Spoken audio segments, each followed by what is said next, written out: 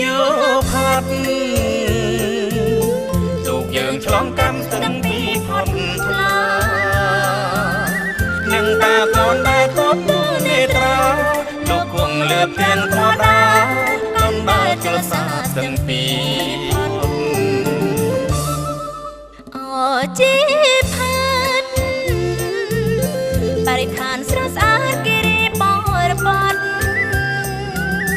មរតកនៃខ្មែរពងរេប្រវត្តិរឹងព្រៃបារមីបង្បាត់ការកាន់ថិតថែរក្សាសហគមន៍ទេសចរសង្គមទេសចរអភិរក្សបានល្អអារម្មណ៍ភ្លឺថ្លាដងខ្ចីស្វាយល្មុតមងខុនសេដា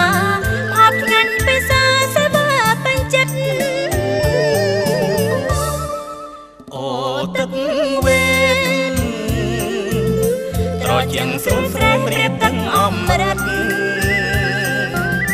ទឹកហូរក៏កំដរស្នេហ៍ស្និទ្ធ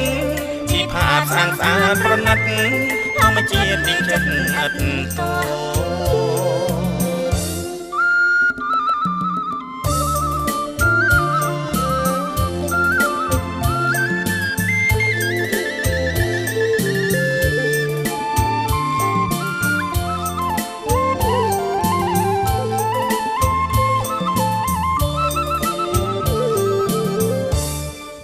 ឡើងភ្នំបានមើលមកឈុំបរាណពីងបំពេបរងព្រៃព្រឹកទឹកលៀងរៀងទាំងស្រីស្រងស្ទឹងអូពួយហោហាក់ហាក់បបពួយរិនជួយប្រតពី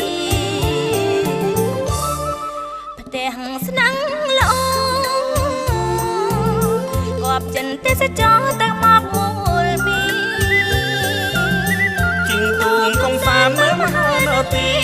ក៏សាងអនុស្សាវរីយ៍เป็นទីអេកូទេសចរ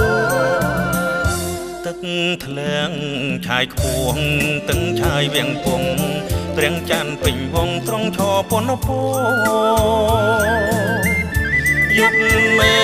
លព្រះច័ន្ទថ្ងៃមើលទនគរជីផានសានអូទេសចរជួបចិត្តមេអំបើហាំងហើសំដៅតំការស្នេហ៍ស្និទ្ធលឿនលៀនទេសចរដ៏ប្រណិតឃ្លាតកាយតែមិនឯចិត្តព្រោះត្បិតជីផាតមនុស្សរង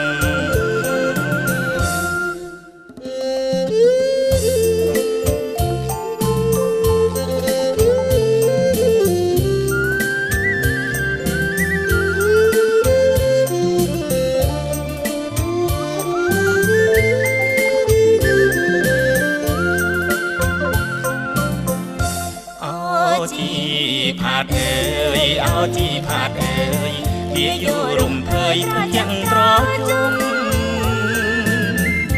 ព្រាបានអមរត់ប្រសិទ្ធប្រងព្រំទេសចរសង្គមមនុស្សរំថ្លៃថ្លាអង្គភិវឌ្ឍល្អ